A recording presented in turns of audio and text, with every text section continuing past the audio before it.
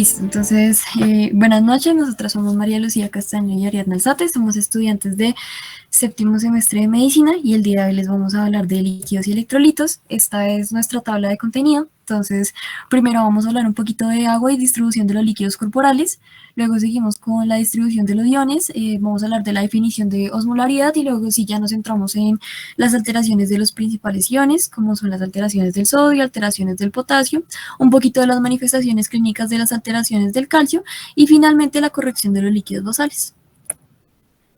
Entonces, pues primero, en cuanto al agua y la distribución de los líquidos, es importante recordar que una gran parte de nuestro porcentaje de peso está constituido por agua. Para un adulto, ya sea hombre o mujer, pues más o menos va a significar entre un 50 y un 70% del peso corporal, teniendo en cuenta que para los adultos mayores este porcentaje disminuye a un 60-50% y en los recién nacidos este porcentaje aumenta siendo más o menos del 80%.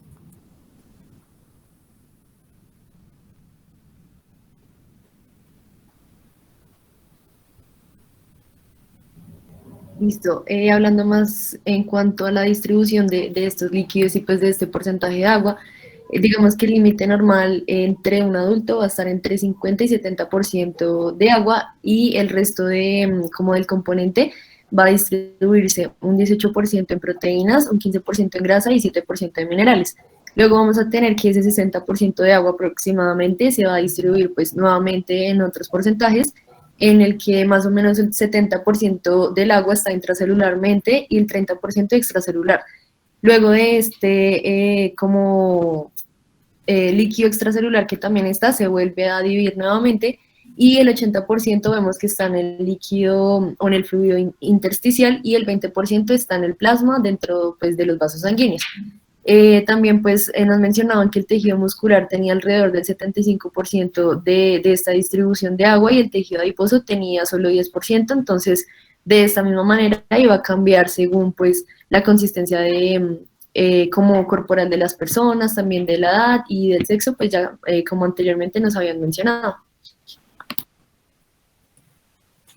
Ahora, en cuanto a la distribución de iones, entonces acá en esta gráfica, como lo podemos ver, nos muestran en el compartimiento tanto extracelular como intracelular cuáles son los principales iones, que son de los que vamos a hablar el día de hoy. Entonces, tenemos que el principal catión extracelular va a ser el sodio y el principal catión intracelular va a ser el potasio, que el principal anión extracelular va a ser el cloro y el principal anión intracelular va a ser el fosfato y las proteínas, que también pues, pueden incluir al bicarbonato. Estos son como los valores de referencia porque pues luego más adelante los vamos a mencionar, pero es importante quedarnos con que los del sodio son de 135 a 145 mil equivalentes litro y los del potasio son de 3.5 a 5.5 mil equivalentes por litro.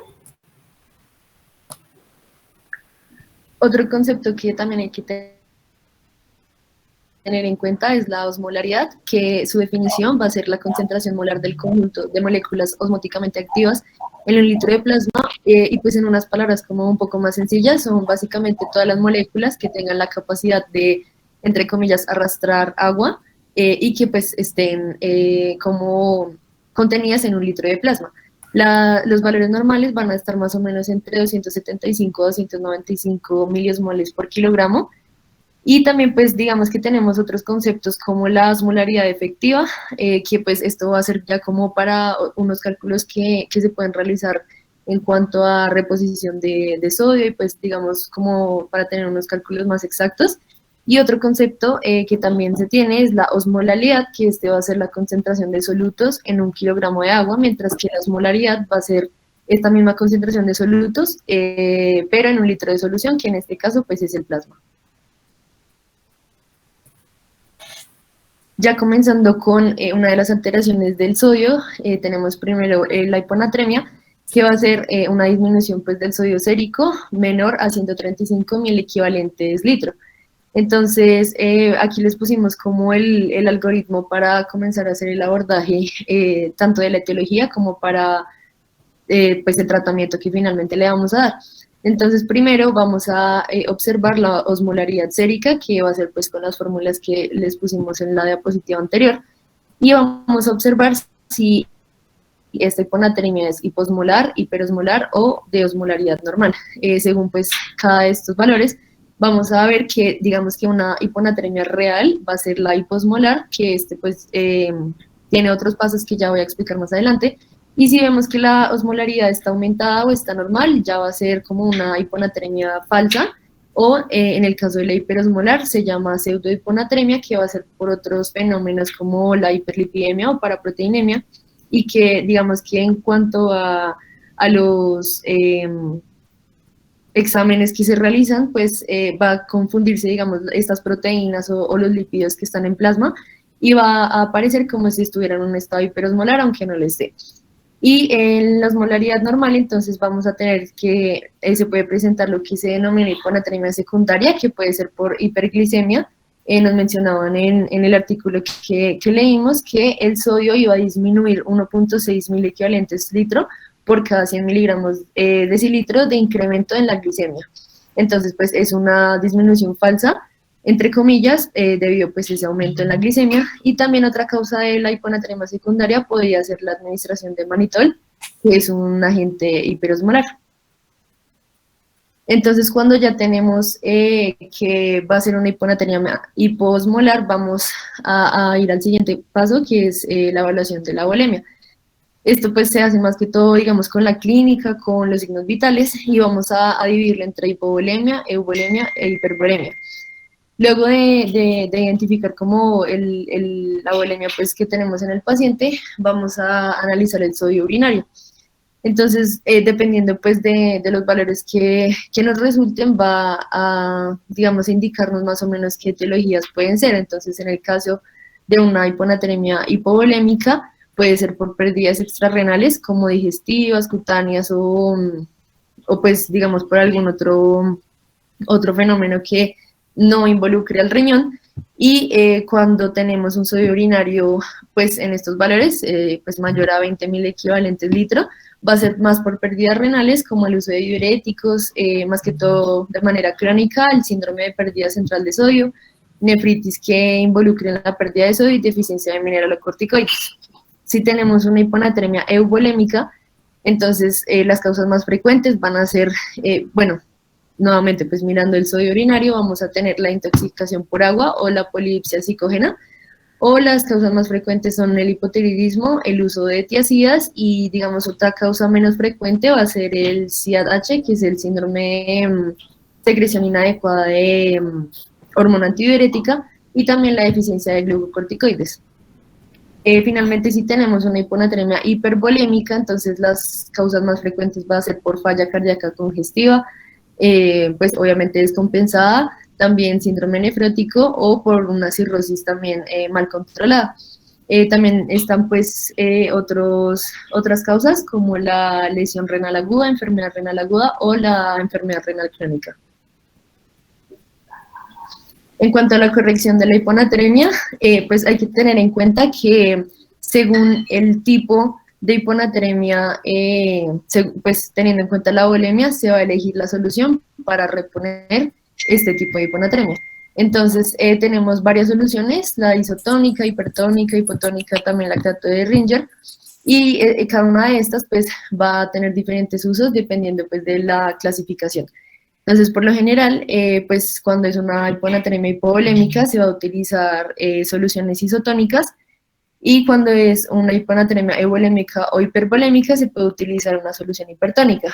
Sin embargo, pues digamos que hemos visto que esto no se sigue muy así al pie de la letra ya en la clínica, sino que simplemente pues utilizan soluciones isotónicas para cualquier tipo de hiponatremia, que digamos que no está mal, pero no sería como lo más preciso. Entonces, pues también tenemos otra fórmula que es para tener más precisión aún de cómo aumentar este sodio que está disminuido. Entonces, la fórmula que tenemos es primero tener el sodio de la solución, o sea, de la solución ya sea isotónica, hipertónica o hipotónica, menos el sodio que tiene nuestro paciente en ese momento.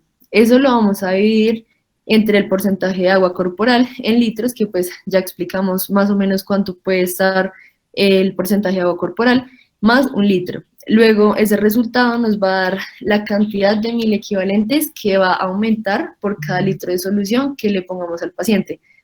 Pues digamos que con esto ya se hace pues una regla de 3 con los 1000 equivalentes que uno quisiera aumentar, y esto nos va a dar finalmente ya la velocidad de infusión en litros día. Pues a manera general, lo que hay que tener en cuenta en la corrección de la hiponatremia es que en un día no se puede reponer más de 12.000 equivalentes, es como el límite ya máximo, y si el SOE inicial de un paciente es menor a 120.000 equivalentes litro, es decir, una hiponatremia ya muy severa, no se puede fijar una meta de reposición por encima de 125.000 equivalentes en las primeras 24 horas, sino que en ese primer día hay que reponer el sodio que no supere los 125.000 equivalentes, y ya a partir de ahí pues sí podemos empezar a subir un poco más rápido el sodio.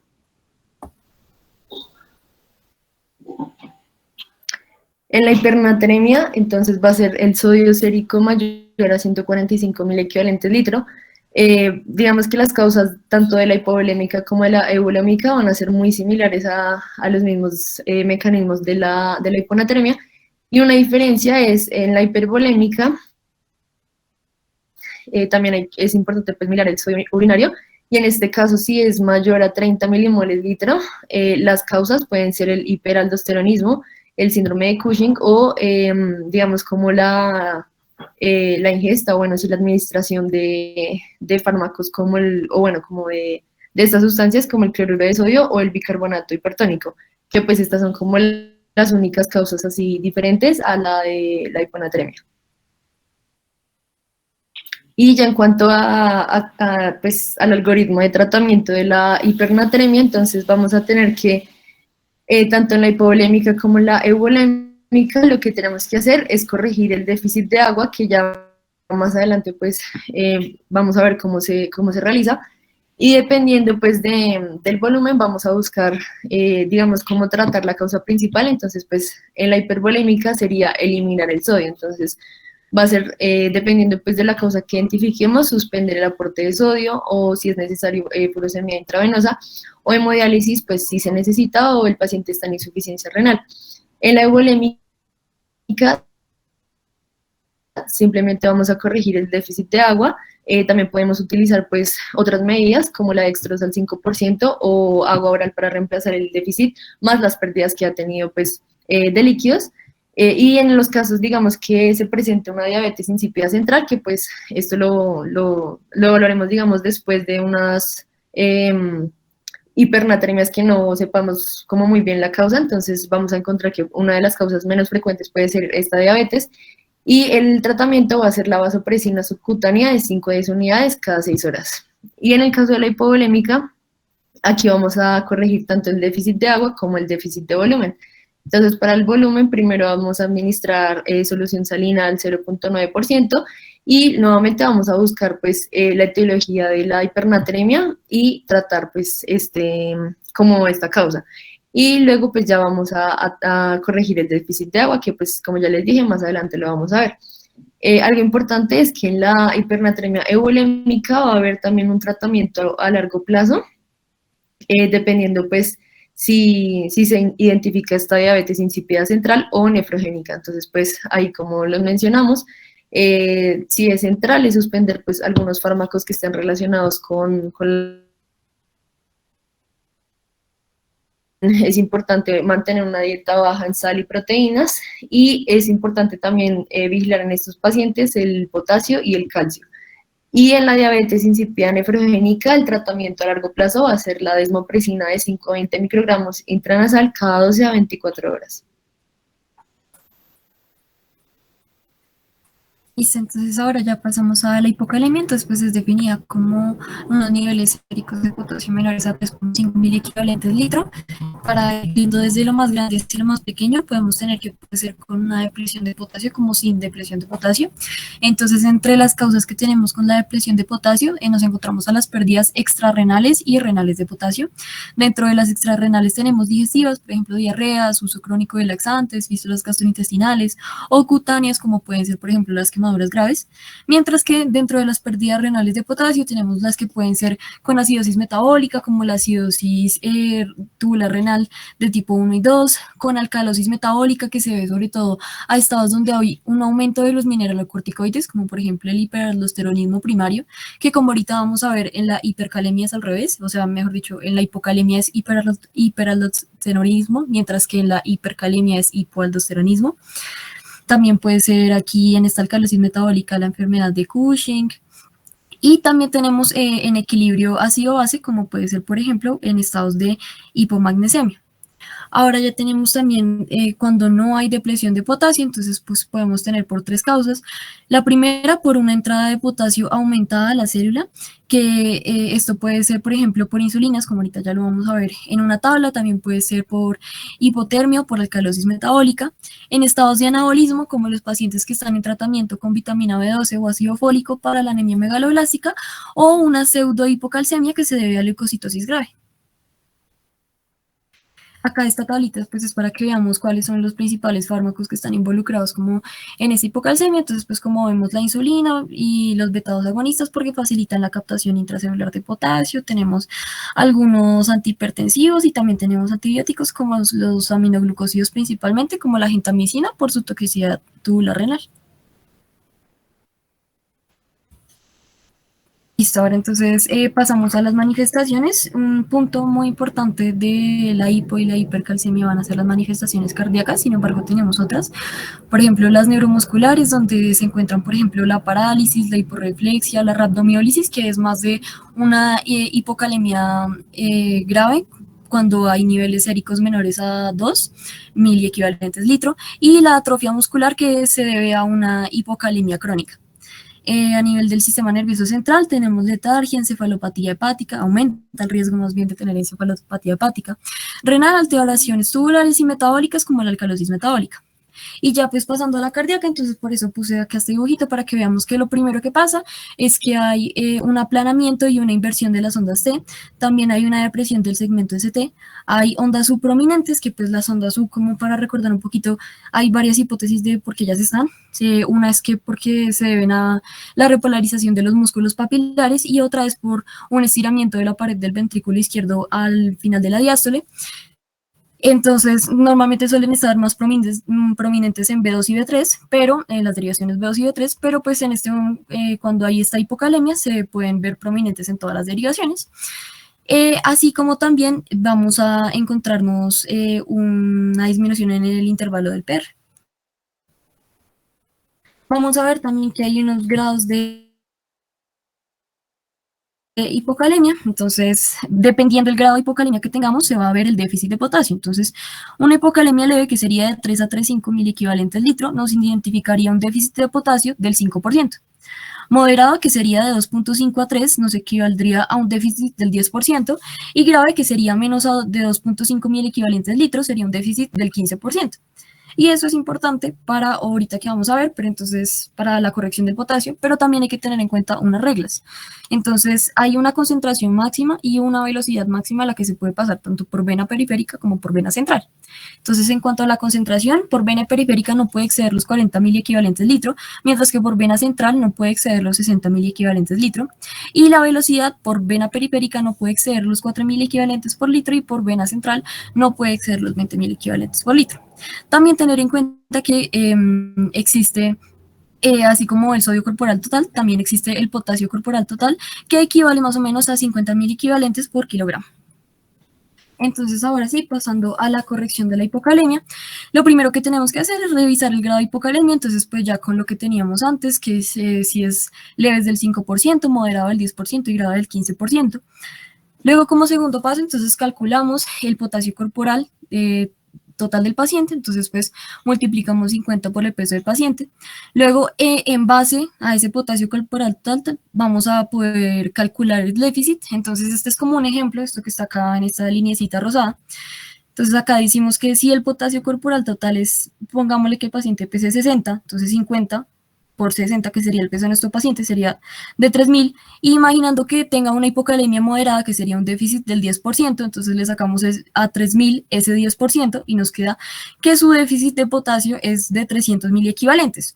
pero a eso toca sumarle también las necesidades diarias que tiene una persona de potasio de 1 miliequivalente por litro, por litro, por kilogramo, teniendo en cuenta que nuestro paciente en este caso pesa 60 kilogramos, entonces sería sus necesidades diarias de 60 miliequivalentes, entonces pues eso sumado serían 360 miliequivalentes lo que nosotros le tendríamos que reponer. Para eso hay varias soluciones también, así como para el sodio estaba el natrol, para el potasio está el catrol, que en el catrol vienen 20 miliequivalentes por cada 10 cc, entonces pues en vena periférica la concentración máxima que se puede poner es 20 cc para que queden los 40 miliequivalentes, que es el tope de concentración por vena periférica, y por vena central el tope que se puede poner es de 30 cc para que queden los 60 miliequivalentes que se pueden poner por vena central. Eso pues recordando que se tiene que diluir en el resto como para llegar a los 1000 cc de solución salina normal. ¿Qué pasa? Que normalmente, pues, si uno lo va a realizar por vena periférica y teniendo en cuenta esas reglas que tenemos tanto de concentración como velocidad, es muy posible que uno se demore muchísimo, más de 2, 3 días en corregir estos niveles de potasio. Entonces, pues, por eso es que, digamos, en dado caso, se puede llegar a hacer la canalización por 2 venas periféricas, pero pues de todas maneras no siempre se tiene que recurrir al central, porque pues para recurrir al central uno tiene la necesidad, mejor dicho, de explicar por qué lo está haciendo así. Y ahora ya pasamos a la hipercalemia. Entonces esto se define como un potasio mayor a 5.5 miliequivalentes por litro. También tenemos leve, moderado y grave, que va de 5.5 a 6.5, de 6.5 a 8, y grave, que sería mayor a 8. Vamos a ver que hay una hipercalemia, una pseudo hipercalemia. Entonces, la hipercalemia verdadera se puede ver a ingesta. No, la ingesta por sí sola no define realmente la hipercalemia, sino tiene que ser asociada a alguna de las otras causas. Entonces, por ejemplo, lesión renal aguda y enfermedad renal crónica. Pero acá de la enfermedad renal crónica es importante detallar que para que realmente llegue a estados de hipercalemia, la tasa de filtración glomerular tiene, mejor dicho, que tener una disminución por lo menos por debajo de 10 a 15 mililitros. También tenemos a fármacos, sobre todo a los ahorradores de potasio, como también podemos tener a los inhibidores de la enzima convertidora de angiotensina. También tenemos al hipoaldosteronismo primario, que era lo que ahorita estábamos hablando, que en la hipocalemia era el hiperaldosteronismo y acá es el hipoaldosteronismo primario, en donde hay una retención de potasio con una excreción aumentada de sodio, por lo cual los pacientes también tienden como a presentar hipotensión. También la insuficiencia cardíaca congestiva y la lisis tumoral, como lo puede ser en el síndrome de lisis tumoral. Y en la pseudohipercalemia también, sobre todo por leucocitosis grave.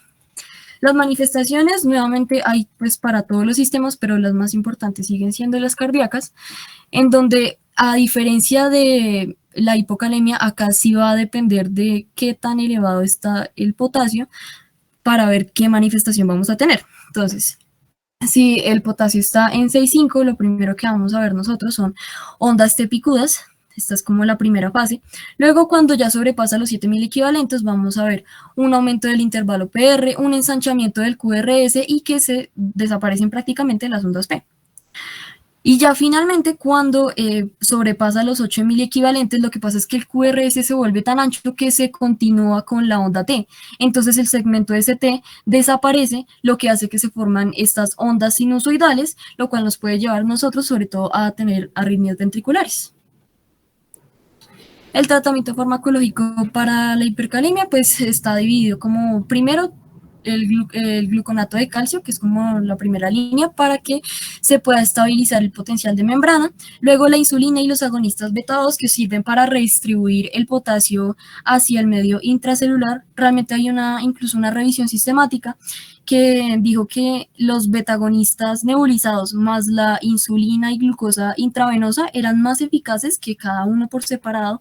Ponemos el bicarbonato de sodio, pues los diuréticos como son la furosemida. Luego tenemos las alteraciones del calcio, que estas pues no vamos a profundizar tanto, que vamos a mostrar simplemente las etiologías y las manifestaciones. Entonces, primero tenemos la hipocalcemia sérico total de menor a 8.5 miligramos decilitro o calcio iónico menor a 4.6. Viendo tanto el calcio que está sérico y no solamente calcio iónico, simplemente va a ser pues la versión o bueno, la forma libre que está en el plasma. Entonces, para calcular el calcio iónico, vamos a tener el calcio medido y pues esto vamos a tener como un paréntesis, y pues aquí, bueno, vamos a tener como unos valores estándares, y lo importante de explicar aquí es el pH. Entonces, ¿por qué el pH? Porque el pH va a hacer que cambie la unión del calcio iónico a las proteínas plasmáticas. Entonces, por eso es una variable importante para medir el calcio iónico. En las etiologías tenemos entonces la hipoalbuminemia, como le estaba diciendo, pues si hay menor cantidad de albúmina, el calcio también va a disminuir, pero pues simplemente digamos porque no está uniéndose a la albúmina, ¿no? Porque realmente se está disminuyendo. También está el hipoparatiroidismo o el hiperparatiroidismo, algunos fármacos, también el alcoholismo crónico, y en casos de síndrome de lisis tumoral, que pues viene acompañado también con otras alteraciones de otros electrolitos. Y en las manifestaciones principalmente vamos a tener neuromusculares, como vemos en las imágenes está el signo de Chopsteck, que es el que está, digamos, más arriba. Entonces este signo consiste que se va a percutir más o menos como en el nacimiento, pero pues este signo consistía en que vamos a tener el tensiómetro, vamos a insuflarlo y se va a ver como ese signo en la mano que va a realizar el paciente, que va a ser más o menos como un calambre o una contracción muscular. También pues en otras manifestaciones musculares, como ya lo dije, entonces van a ser calambres, van a ser también como dolores musculares. También vamos a tener manifestaciones cardiovasculares. Entonces aquí, digamos, lo que les puse es que mientras menos concentración de calcio pues esté, mayor como la duración del segmento ST va a ser. Entonces, en la hipocalcemia vamos a tener un alargamiento del segmento ST, mientras que en la hipercalcemia va a estar el segmento ST reducido. Y también vamos a tener manifestaciones gastrointestinales, más que todo como, digamos, dolor abdominal, náuseas e incluso vómitos.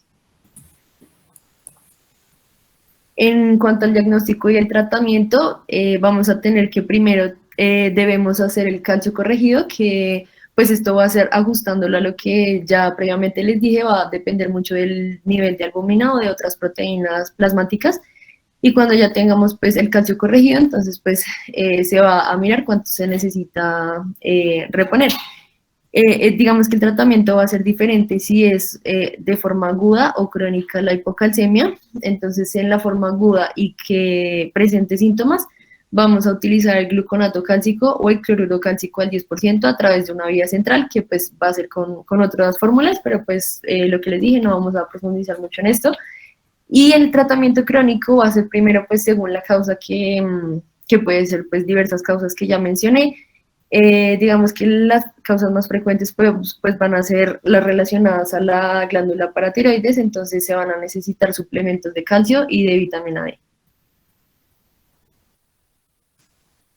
Y en cuanto a la hipercalcemia, entonces va a ser el valor de calcio total mayor a 10.5 miligramos decilitro o calcio iónico mayor a 5.6 miligramos decilitro. En las etiologías, nuevamente vamos a tener el hiperparatiroidismo. En algunas neoplasias también se ha presentado la hipercalcemia en pacientes post-trasplante renal, y ya pues en casos como menos frecuentes y ya muy extremos van a ser en la rhabdomiólisis, que pues ya tiene que ser como la última manifestación de la hipercalcemia. Ya las manifestaciones clínicas tenemos en cuanto al sistema nervioso, vamos a tener mareos, digamos, como alteraciones del estado de conciencia. Cardiovascular, pues ya lo que les decía, también van a haber alteraciones del segmento ST. También van a haber síntomas gastrointestinales y también algunas manifestaciones renales como la poliuria. Para el tratamiento, entonces, se van a buscar, digamos, tres como objetivos principales. Primero, aumentar la excreción de ese calcio. Entonces, va a ser primero con hidratación de solución salina normal y acompañado, pues, de un tratamiento con diuréticos de asa intravenosos.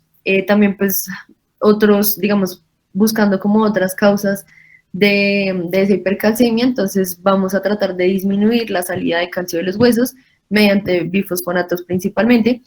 Y ya finalmente, pues si identificamos que alguna de las causas de la hipercalcemia tiene que ver con la absorción gastrointestinal de calcio, entonces vamos a utilizar glucocorticoides para disminuir esa absorción, y en casos ya muy extremos, pues se va a necesitar hemodiálisis para disminuir los niveles de calcio. Listo, y finalmente ya tenemos lo de la corrección de líquidos basales. Entonces, lo primero que nosotros tenemos que hacer es mirar la razón por la cual a nuestro paciente le tenemos que corregir estos líquidos basales, teniendo en cuenta que pues algunas de las causas pueden ser deshidratación grave, un fracaso de la hidratación oral, algunas alteraciones del estado de conciencia, pérdidas gastrointestinales muy severas o un deterioro del cuadro clínico de manera demasiado aguda, entre otras variadas causas. Hay muchas fórmulas para poder reponer estos líquidos basales, pero vamos a hablar de estas dos, Holiday Cigar y Nice. Holiday Cigar es una adaptación que se hizo a partir de las kilocalorías, entonces se hace todo a partir de esto, que una kilocaloría equivale a un cc de agua. Entonces esto nos va hablando de cómo se tiene que reponer de acuerdo al peso.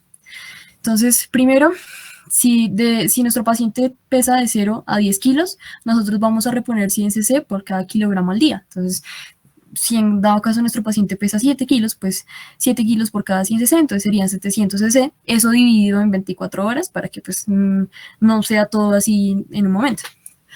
Luego, en un segundo momento, si nuestro paciente pesa entre 11 a 20 kilos, para los primeros 10 kilos van a ser 1000 cc, y luego por cada kilo restante se van a añadir 50 cc por kilogramo día. Finalmente, si nuestro paciente pesa más de 20 kilos, para los primeros 20 serían 1500 cc, que pues viene de todo esto, de estos 1000 que teníamos de acá, luego 500 de la segunda etapa, y ahora que llegamos acá, pues ya son los 1500 que ya teníamos de antes, más 20 cc por cada kilo extra que al día, o sea, dividido en las 24 horas. Y también luego tenemos la de Nice, que pues esta es un poquito más fácil que la de Holiday Cigar, porque simplemente nos dice que lo que le tenemos que corregir a nuestro paciente de líquidos basales va a estar en un rango entre los 30 a los 35 cc por kilogramo día. Entonces, pues simplemente si nuestro paciente pesa 40 kilos, pues lo multiplicamos 40 por 30 y 40 por 35, y ahí ya nos va a quedar el rango en el cual va a quedar esta corrección de líquidos, que si uno se pone a hacer por cualquiera de las dos fórmulas, realmente va a salir de manera muy similar, pero pues ya es como cosa de gustos. Bueno, muy buenas noches. Pues muchachos, muchísimas gracias por la invitación. Pues una de las cosas importantes pues fue una charla que pues normalmente da para unos temas, pues una sola para corrección de hiponatremia puede darnos para 1 hora o hasta más tiempo, o dependiendo del tipo de electrolito. Pero pues lo importante que yo pienso que nos debe quedar es principalmente, como le hemos dicho, es ir del paciente al paraclínico.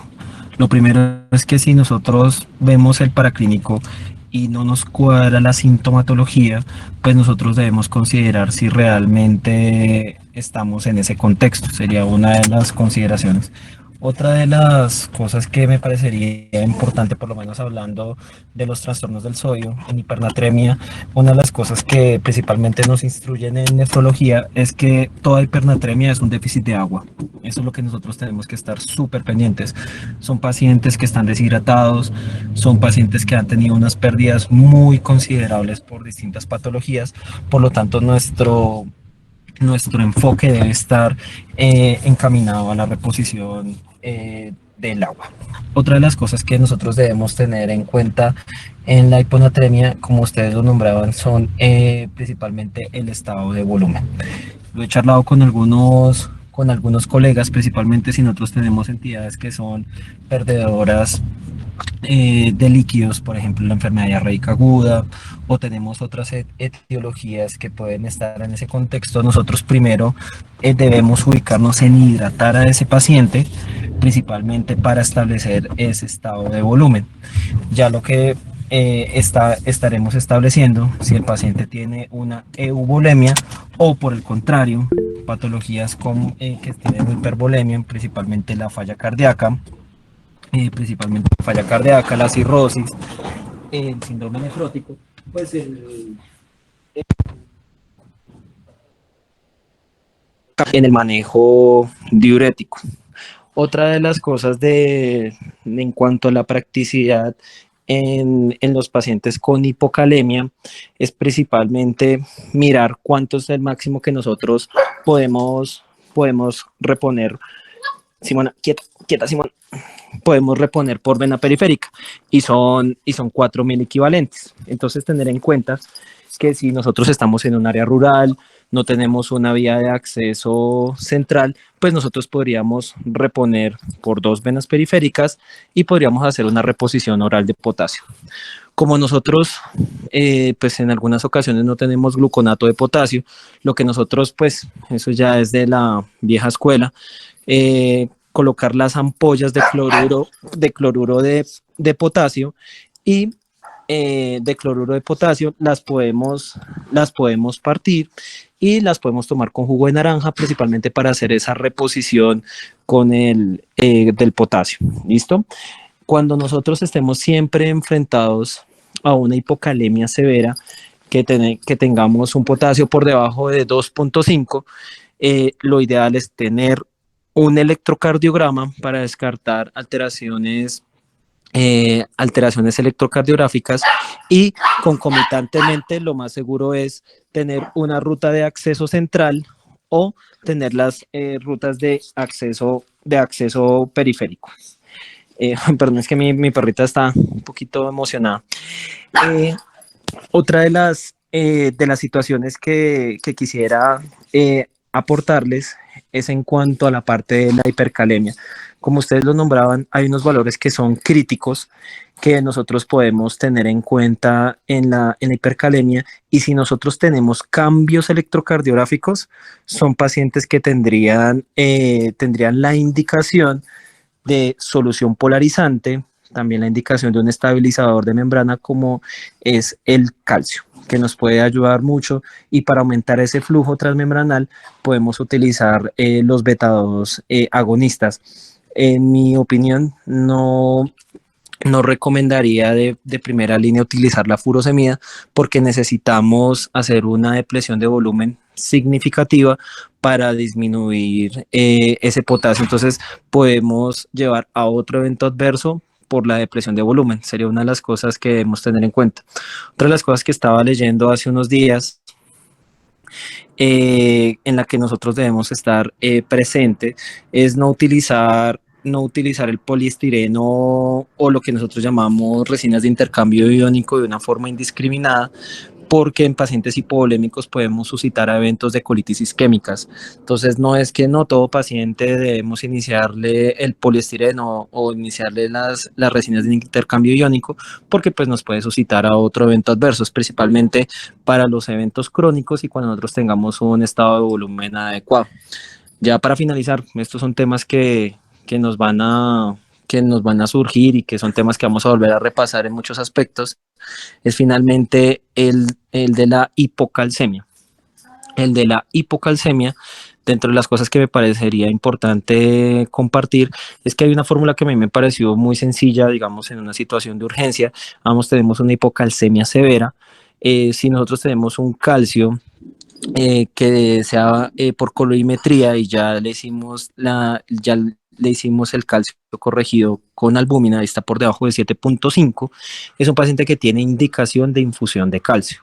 ¿Cómo haríamos esa infusión? Podemos llevar una solución de 450 de dextrosa en agua destilada más 5 ampollas. Con eso completamos los 500 cc y lo podemos pasar a 1 por kilo hora, o en algunas situaciones lo dejamos a 50 cc, que eso es lo que nos da como los rangos para pasarlo. Digamos, no me acuerdo de no sé cuánto pesa el paciente, actualmente no lo presume, podemos hacer esa solución, 450 más 5 ampollas, y pues le hacemos la infusión a 50 cc o se la dejamos a 1 cc por kilo. Otra de las cosas que estamos ahí es que eso principalmente nos va a estabilizar la membrana, pero lo que finalmente nos va a ayudar a reponer ese calcio es la suplementación oral. Entonces, concomitantemente tenemos que darle carbonato de calcio para ayudar a ese paciente a ese déficit, y tenemos que evaluar la indicación del calcitriol. Solo un pequeño tip, porque como digo, cada vez que que revisamos el tema se nos viene una lluvia de ideas, pero la idea no es hacer extenso de por sí el tema, es que si nosotros tenemos un calcio por colorimetría que esté por encima de 14, hasta que se demuestre lo contrario, es una hipercalcemia maligna. Entonces nosotros tenemos que dirigir, bueno, listo, hacemos el manejo de la hipercalcemia, pues será otro tema de colocar las medidas de hiperhidratación, la indicación del bifosfonato, la indicación del denosumab, o la indicación de una terapia de soporte renal. Eso pues será otra charla, pero principalmente dirigir nuestra revisión de sistemas para un síntoma localizador probablemente de una entidad neoplásica. Como ustedes lo nombraron muy bien, no es solo el electrolito, sino que está detrás de ese trastorno hidroelectrolítico que nos pueda explicar la sintomatología del paciente, porque finalmente pues nosotros lo reponemos, pero el paciente, si no le solucionamos el problema de base, pues el paciente va a persistir o no va a mejorar. No siendo más, pues sería mi intervención. No sé si alguien más quiera darnos un aporte, alguna idea. Muchas gracias nuevamente por la invitación.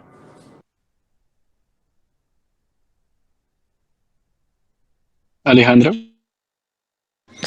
Hola, buenas noches, Doc. Una pregunta, ¿y con la hiponatremia dilucional, uno más o menos cuánto debe esperar o cómo debe empezar a reponer?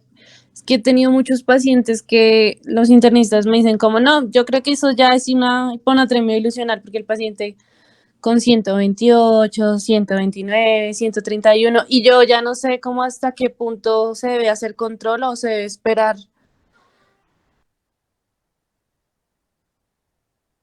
Bueno, tu pregunta es muy al lugar. Una de las cosas importantes que nos tenemos que ubicar sobre el paciente es la sintomatología. Si nosotros tenemos un paciente con una hiponatremia crónica, en la cual nosotros vemos que los valores han estado dentro de los rangos, eso es una facilidad que nos presta la clínica de tener un historial, y el paciente está asintomático y no tenemos una patología que lo explique, generalmente nosotros no le iniciamos tratamiento. Una de las cosas importantes es ubicarnos si el paciente está presentando síntomas, porque tú estás haciendo una pregunta muy al lugar. Hoy precisamente estábamos en una revisión de una de la revisión de uno de los trabajos de investigación, y principalmente teníamos unas dificultades con el dímero E. El dímero E es un paraclínico que estamos utilizando muy indiscriminadamente y estamos tomando conductas con el paraclínico, pero no con el paciente. Entonces, mi recomendación cuando estés enfrentada a esas dificultades, digamos, es siempre ubicarte sobre los síntomas.